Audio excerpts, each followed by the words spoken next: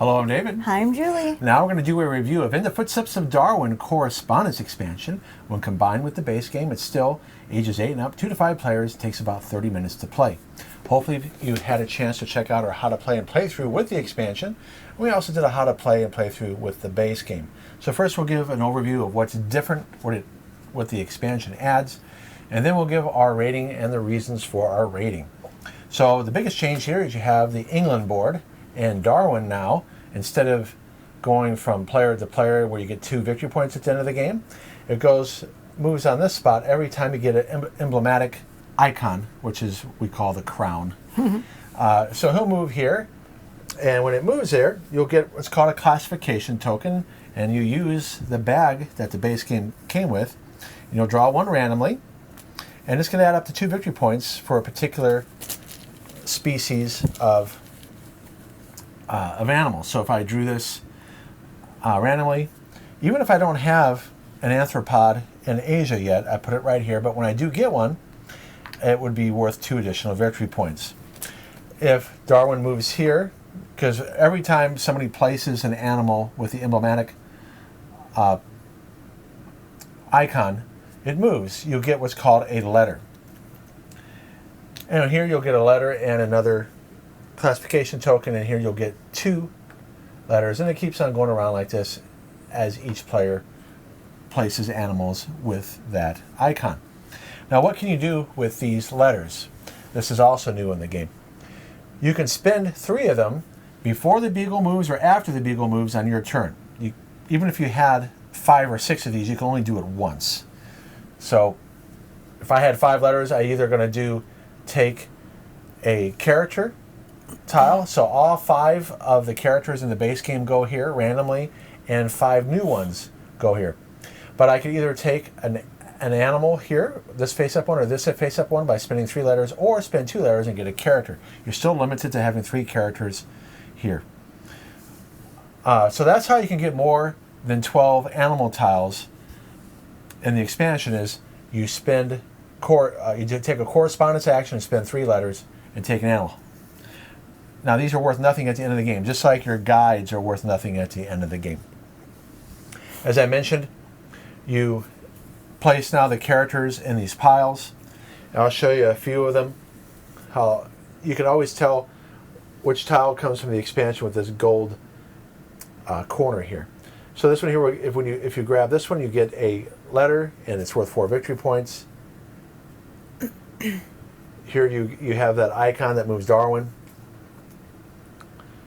Here you get a classification token, a guide, and he's worth 2 points. So that's an example of 3 of the 5 new ones. So if you want to know what else comes with the game, you see you get the England board there. You get 16 new animal tiles, 18 envelope tokens, 5 more character tiles, 17 classification tokens, 6 more compass tokens, 9 advanced publications, which I'll explain in a moment, a new score pad, this rule book, and another appendix which helps explain more of the animals. So let's first talk about the advanced publications. So the first time somebody completes a column or a row of animals, you get the advanced publication. Now these would be placed, you'll mix them up and place them randomly. Then you reveal them. You won't be playing with one of them.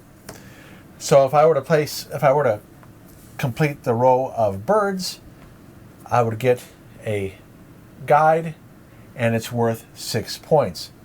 Now, if Julie were to complete her row of birds after I did this one, then she would just take a regular publication. And I think that's about all that's new. You still move around the board here. You have some new animals here. I'll show a couple of them.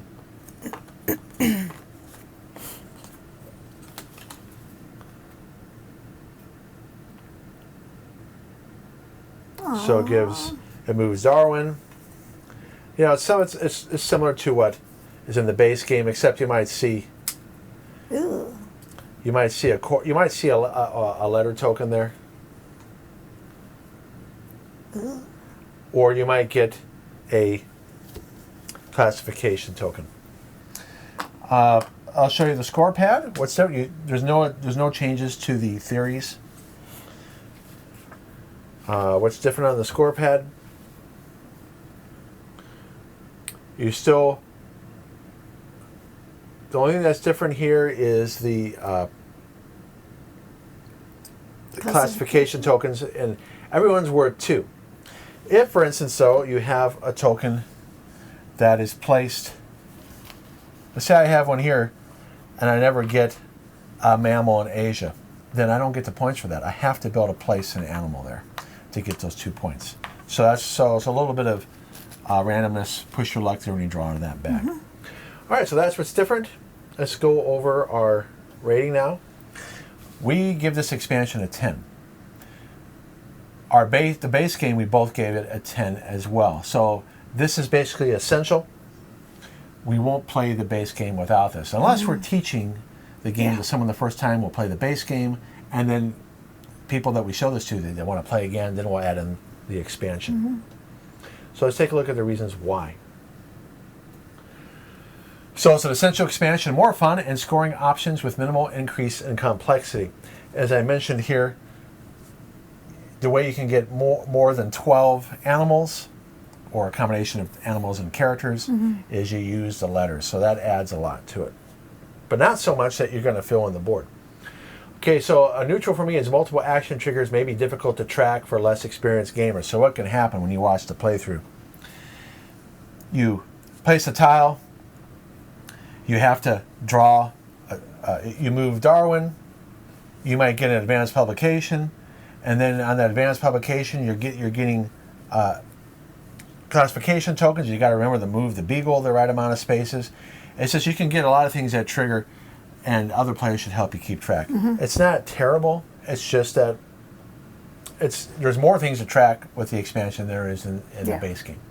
So it's easy to learn and incorporate. They do a really good job with their rule books. Does not significantly add to the game length. It could, other than setup time, it's pretty much the same game length. Maintain art and component quality, as we've talked about in the base game review. I mean, just the thickness of the pieces and the boards is amazing. They continue that. However, there is one problem.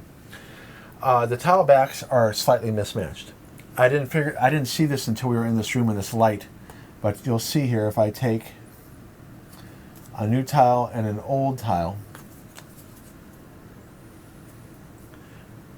you'll see that they're slightly off white. God, it's barely visible, but it is noticeable, which means that they had trouble at the printer getting a perfect match. Oh. So either they changed printers, or the printer did a bad job of matching. And the educational connections are outstanding here. This would be a must-have if you're a homeschooler, if you want to introduce science. I would use this with after-school program or small group like Pull Out Gifted and Talented. Now, total class, I would only do that if I had a class that could follow directions and play nice with each other, which would be very rare with a classroom of 25 to 35 kids, okay? Unless it's AP or honors. But definitely after-school clubs and homeschooling, they continue with the appendix here of excellent detail. Wow. And in terms of a theory, it's pretty much a solid theory, because when we want to improve plants, or for instance, when we breed animals, there's a reason why Dalmatians are the way they are and German Shepherds. We force natural selection on them. So in terms of scientific theories, we see it every day with the foods we eat and the animals that are bred for their characteristics. Okay. So what do you have to say? I said the expansion adds more tiles and ways to score points. It's easy to add the new tiles and rules without making the game more complex. I don't feel it adds any length to the game. The quality of the art is just as good as in the base game.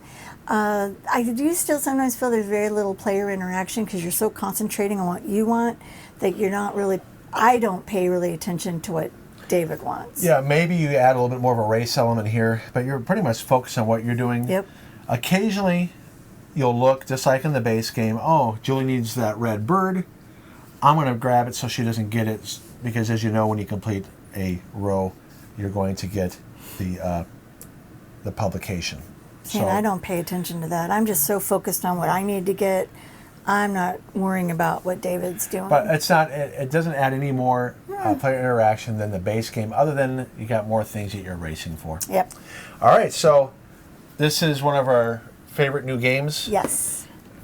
As you know, the base game was nominated for the Spiel des Jahres in 2024. It did not win, but this expansion, in my opinion, is essential if you are a fan of the base game. In fact, maybe if you were kind of on the fence with the base game, maybe it's a 6 for you because you play it occasionally when you're in the mood. This might make it go up to a 7 or more because it just adds just enough more stuff without making it too fiddly. In fact, it's not fiddly at all. It's not fiddly at all. Right. Just a little bit extra setup time.